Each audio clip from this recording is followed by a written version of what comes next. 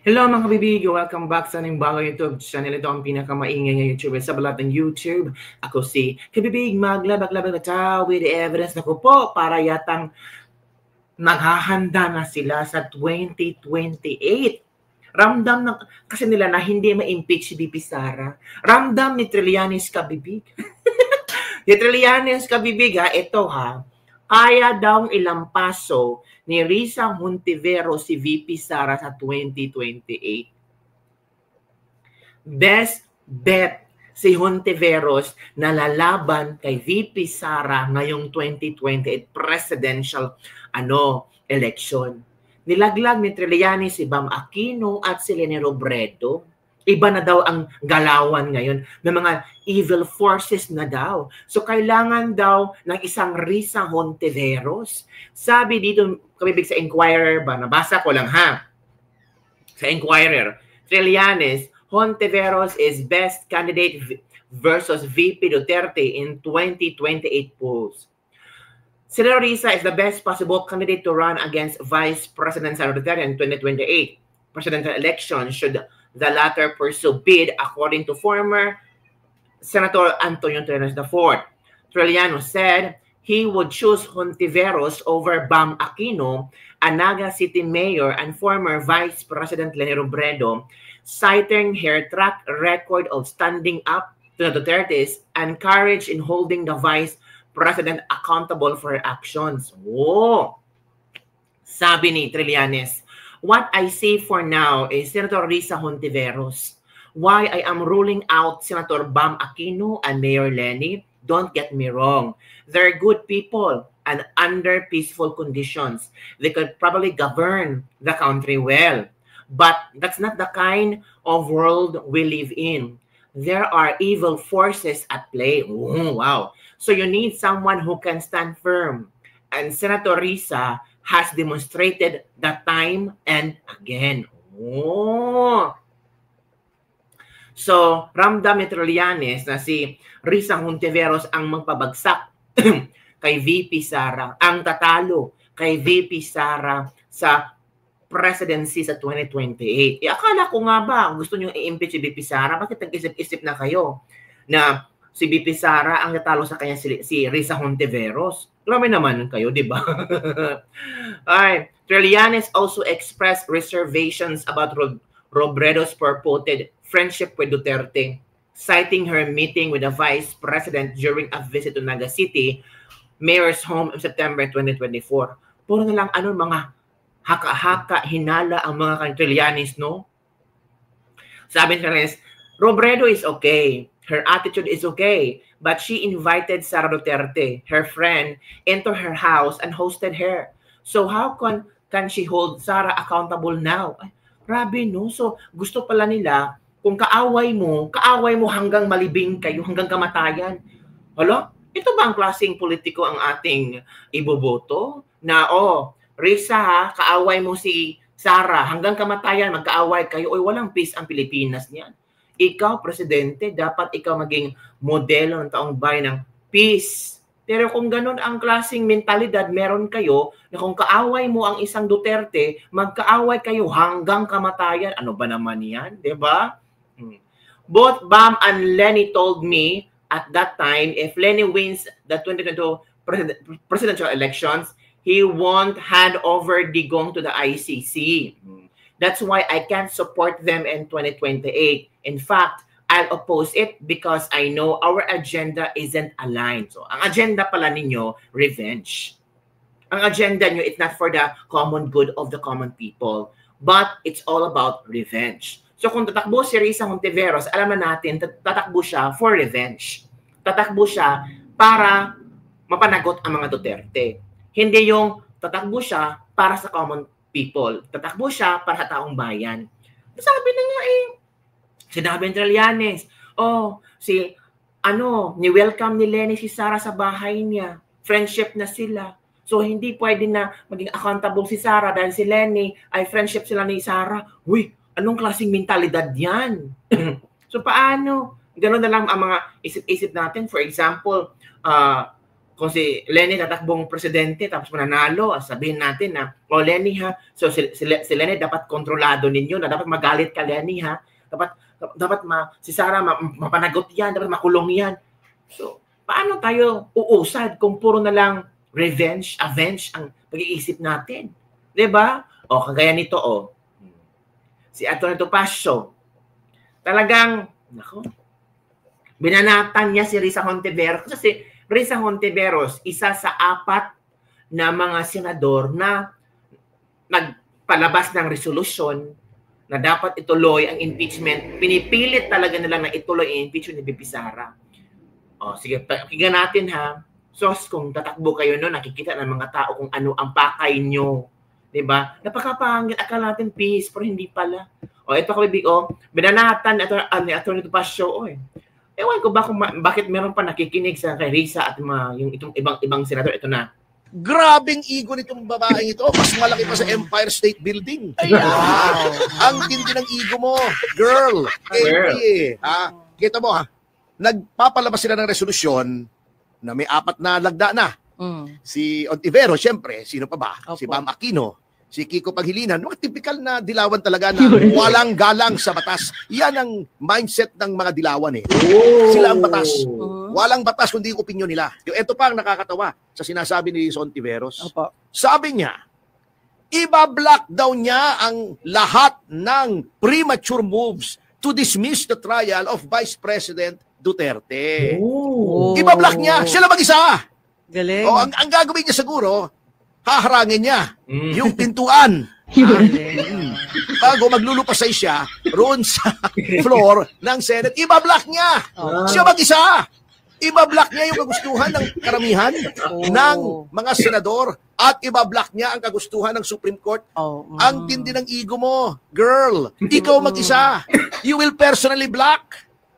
I cannot wrap my head around the presumptuousness, the pride, the hubris of these people na sila ang dapat masunod kesa sa majority, kesa sa sinasabi ng Supreme Court. At anong basihan nila? Retiradong mga maestrado ng Supreme Court. Yun ay nako. Talaga namang wag nyo nang ipilit. Ang tawag dyan ng mga bata, muntanga. Muntanga. Ano yun? Muntanga. Mukhang Muntanga kayo. Anyway, ito. Correction. Speaking of katarantaduhan. Uy, grabe. Una-una talaga. Hindi, nayayamot ako dito sa mga tirada ng mga ulalo sa Senado na gustong-gustong i-push na wag sundin o suwayin ang Korte Suprema, inuudyo ka nila. Yun na nga.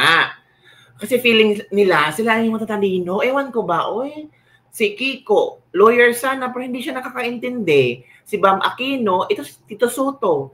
Parang ano bang gusto nilang ipapakita sa taong bayan? Baka gusto nilang sabihin ba nga, ito kami, kahit alam namin na talagang kami, we have to stand for the Filipino. Hindi naman for the Filipino po lang, ewan ko sa inyo.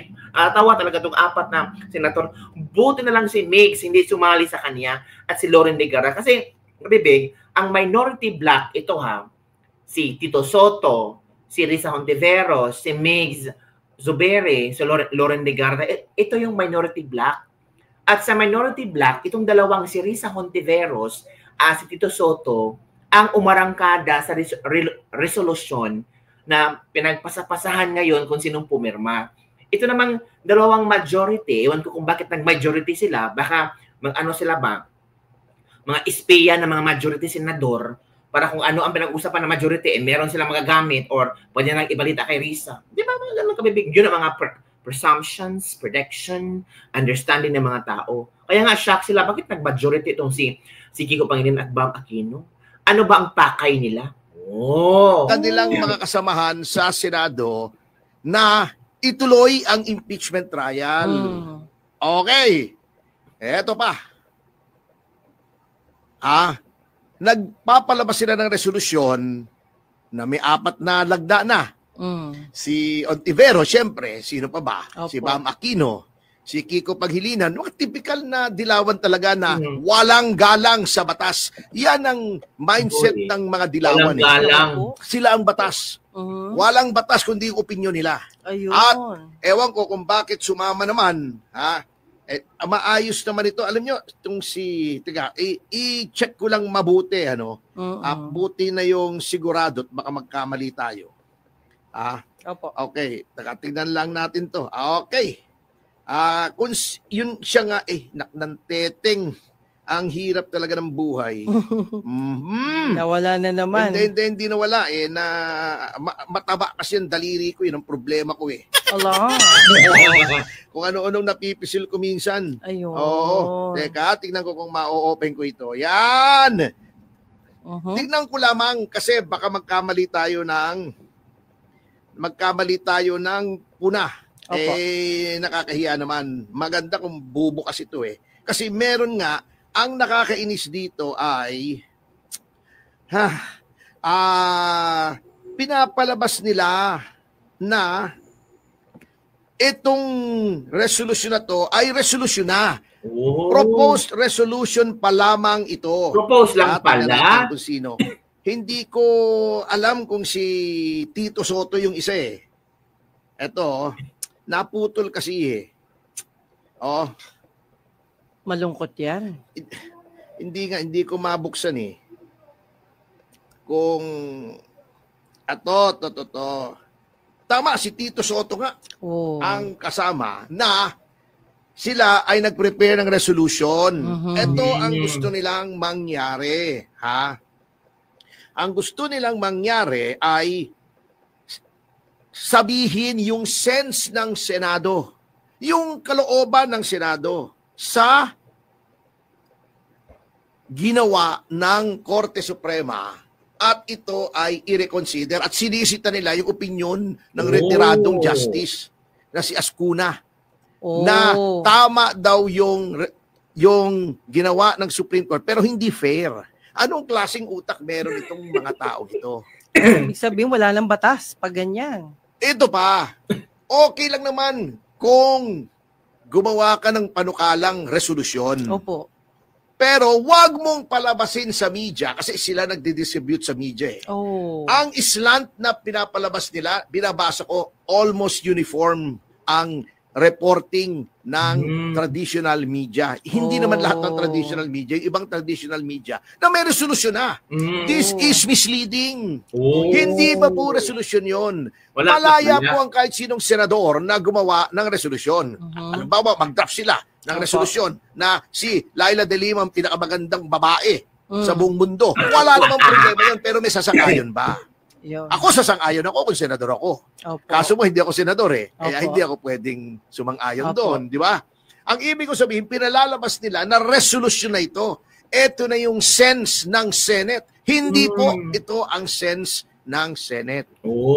Kasi bago po maging resolution yan ng Senado, yan po ay kailangang i-refer pa sa komite. Maglalabas pa ng report ng komite. Magdedebate pa kung may gustong kumasyon doon sa resolusyon at magbobotohan pa. Yan. May sistema. May sistema. At yung botohan, depende pa kung anong klaseng resolusyon. Kung ito ay resolusyon na simple lang, katulad ng ginagawa nila, simple resolution lang yan. Yan ay ano lamang, yung majority lang. Okay. Pag joint resolution ng House at saka ng Senate, dapat parehong payag sila. Ngayon, pag constitutional amendment... So yung mga sinasabi nila na pinapapirmahan, sabi ni Bato, foolish lang. Hindi ako gago na pipirma sa pinakakalat nilang pipirmahan niya, sabi ni Bato. So hindi pa pala approve yung resolution na yan, di ba? So pinapapakalat lang sa mga senador kung sinong pipirma. Parang tinitinda sa mga senador kung sinong gustong bumili. 2/3 ng Senado, 2/3 ng House. Yan. Hindi po basta nagpanukala kayo resolusyon. Na kaso nyo, naguguluhan ako tinitignan ko lahat ng dyaryo. Yan, no? Eto pa. Nakalagay na merong resolusyon. Ang dami! Opo. Minimislead nila ang media. Palagay ko sila nag-press release nito. May resolusyon na daw. Oh. Wala pong resolusyon. Wala pa pala. Nagmulot tayo. Ito pa ang nakakatawa sa sinasabi ni Ontiveros. Opo. Sabi niya, iba-block daw niya ang lahat ng premature moves to dismiss the trial of Vice President Duterte. Wow. Oh. Iba-block niya. Siya lang mag-isa. Galing. O, ang gagawin niya siguro, haharangin niya yung pintuan. Galing. Bago maglulupasay siya roon sa floor ng Senate, iba-block niya. Opo. Siya mag-isa. Iba-block niya yung kagustuhan ng karamihan ng mga senador at iba-block niya ang kagustuhan ng Supreme Court. Grabing ego nitong babaeng ito. Mas malaki pa sa Empire State Building. Uy, Wow. hindi magaling lang talaga si Risa. Hindi yung ego, kundi feeling siya magaling siya eh. Feeling siya, lahat na lang magaling siya eh. Ang tindi ng ego mo, girl. Ikaw mag-isa. You will personally block. Siguro titry mong mag-block. Wala nang rule of law yan. Pag Oo. ganyan. Oo, gusto niya siguro siya ang mamuno doon sa minority block. Ayun. Pag siya ang pinuno ng minority block, siya ay blockhead. Oh, yeah.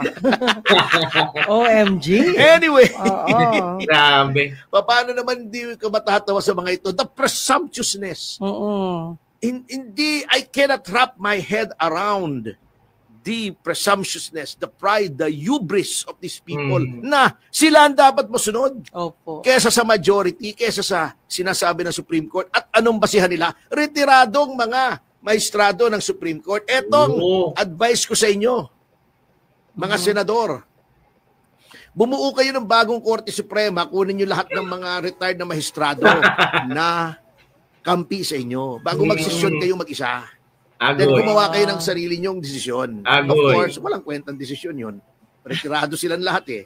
O, di ba? Retiradong OMG, ano ba desisyon yan? din yun. Ay, nako. Talaga namang, Pinapabigat wag nyo nang ang problema. ipilit. Ha? Oo. Ang tawag dyan ng mga bata, muntanga. Muntang. Muntanga. Ano yun? Muntang. Mukhang. Muntanga. Muntanga kayo. Oh, pero attorney Maniwala kayo, Okay, Dili. okay. Muntanga kayo. Mm-mm. Oo. Sinabi na, wala ba kayong kagalang-galang? Itong Kalungkot mga ito, naman. kengkoy eh. Ha? Kita mo ha, etong si Monson, matatawa ka. Bakit? Noong sinasabi, may usapan na i-dismiss ng impeachment court yung mga charges. Hindi pa naman i-dismiss. Sinasabi lang na maaring may motion to dismiss at maaring entertainin ng impeachment court. Okay. Sabi nitong si Monsod, para lang makalusot. Alam nyo, anyway, hindi ko masisisi itong si Christian Monsod eh. Ay, yung Kung asawa. abogado Lalaki. Bakit? O, yung Christian. Opo, opo. Kasi kung ganun ang itsura ng asawa mo, si Winnie, talagang Nakakatawa si nakakatawa si Atang Topacio. Talagang he really explained everything para maintindihan ng mga tao na ay mali pala yung nabasa natin, ito pala yung totoo at tama. Gusto ko si Atty. Topacio actually. aburido ka kung ano-anong masasabi mo eh. Ala. Anyway, Ay, Anyway, yeah. sabi niya, hindi kayo ang magdidesisyon kung mali ang ginawa ng House, kung merong violation ng 1-year ban. Hindi kayo magdi-decide, impeachment court. Ang magdi-decide niyan ay ang Supreme Court. Sinabi niya yan, i-fact check niyo ako. Talaga? Kung hindi totoo. Sinabi niya yan. It's not for you to decide, it's for the Supreme Court To decide. to decide. Ngayon nagdesisyon ng Supreme Court, But sabi now- niyo, wag sundin. Dapat ituloy niyo. OMG. Buang. Inyawa, inabulan na. Ay, giatay ko Oo, dasay. ay, nako. Oo. Tinuod. Na- Tinuod dahil yun, nako. Hindi. Pero attorney, the problem is kung misleading yung mga media, kakalat ang maling impormasyon. Oo, baka akala tuloy ng mga Pwede. tao, meron ng desisyon ang Senate, nilalabag yung kagustuhan ng Korte Suprema. Pwede ba? Kayo ay mga lawmakers, isa-isahin ko mga pangalan nyo para itong apila ay para sa inyo. Ontiveros, Soto, Pangilinan at Aquino. sino pa yung isa? Aquino. Aquino. Hindi ako magtataka, Aquino eh. Basta Opo. Aquino. Pero lang yung best friend ko, si Dr. Francis Aquino. Iba naman yun. Ilocana asawa nun eh. Okay. Anyway, kayo ay sumumpa to defend, to protect, to preserve the Constitution. Correct. Ganito lang po kasimple, ulit-ulitin ko hanggang tumalab sa matitinding mga makakapal na kokote nitong apat na to. Kayo po ay nanumpa na idedepensahan nyo ang konstitusyon. Sino ba nagbigay ng kapangyarihan sa kataas-taasang hukuman na magsabi kung merong kalabisan sa ginagawa ng kahit anong ahensya ng gobyerno? Di ba, konstitusyon? Yes. Sundin nyo lang yung konstitusyon.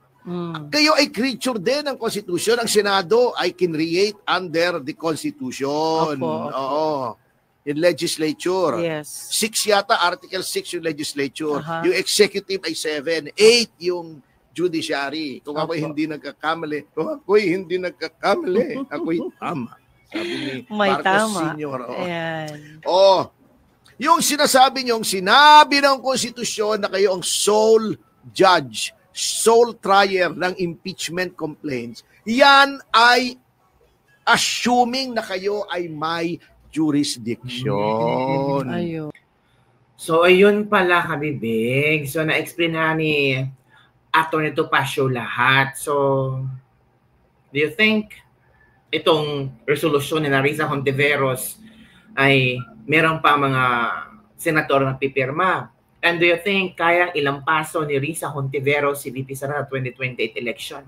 Comment down below and don't forget to like, subscribe, and share this video. Bye everyone. See you next time.